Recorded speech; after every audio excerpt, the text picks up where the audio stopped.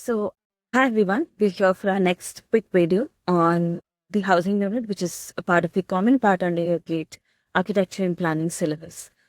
So this video is actually a component of the Safal coaching program that's going on. And this could be a preview to the actual course. And if you really like the video or if you want to be enrolled, then reach out to Safal and the team for joining the course. Okay. So under housing, we basically have major 5 contents. The first is the housing typologies, which we're going to take a look at in today's video. Besides this, we're going to have concepts, principles, and examples of neighborhood. We have residential densities, demographic growth, how do you calculate densities, the affordable housing unit, and then the real estate valuation. Okay.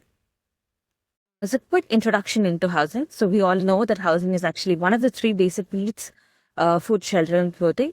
काफी लोग बोलते हैं कि पानी is also, मतलब water is also one of the basic needs. So there's an entire separate debate about whether or not water is included, and some of them include it under food, etc.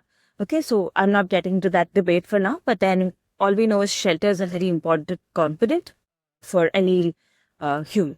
Okay, so in terms of GATE or in terms of architecture and planning, housing is the social problem of ensuring that everybody has a home to live. Okay, every member of the society, everyone, despite their socioeconomic classes, despite their,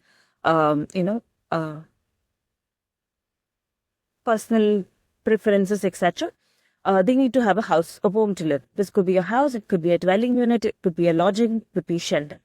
Okay, so the cost of housing is actually driven by numerous factors.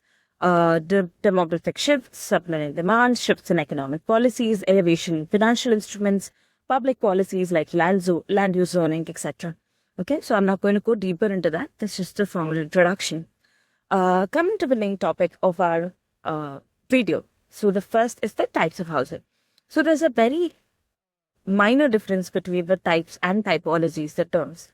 Okay, so types of housing talks about the different categories of buildings where people are living based on the physical structure, number of units, etc. Okay, so examples are rural housing, urban housing, mass housing, slum housing, etc.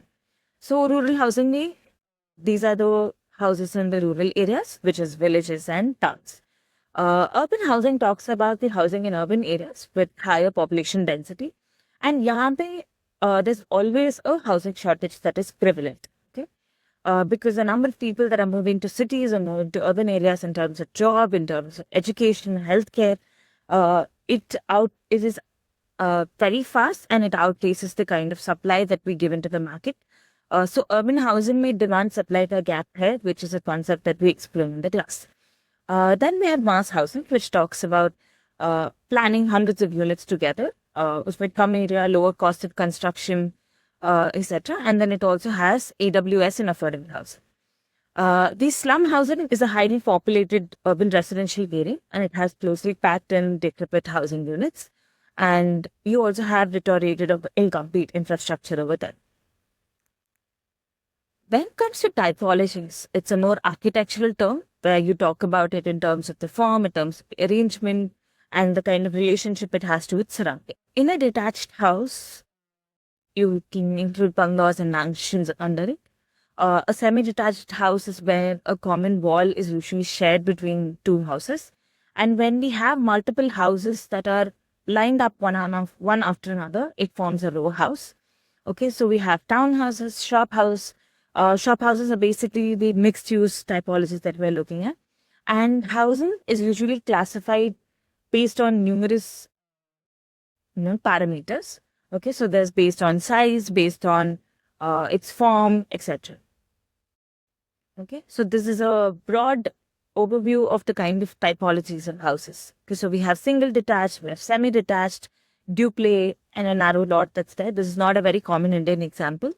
Then we have row houses, and row housing may or more number of units. So this is a triplex, which is a 3-unit row house. This is a 4plex, which is a 4-unit row house. This is a 5-unit row house. We have courtyard houses with single, detached, semi-detached, or multi-family. We have mid-rise apartments, high-rise apartments, high-rise apartments on plinths or podiums. We have low-rise apartments, which is up to 4 stories. Okay, and then we also have stacked row houses. These are all common housing typologies that we see on a day-to-day basis. Okay, so that brings us to the end of today's video. If you want to know more about housing, I would suggest you join the course at Safal, and let's prepare for GATE 2026 together.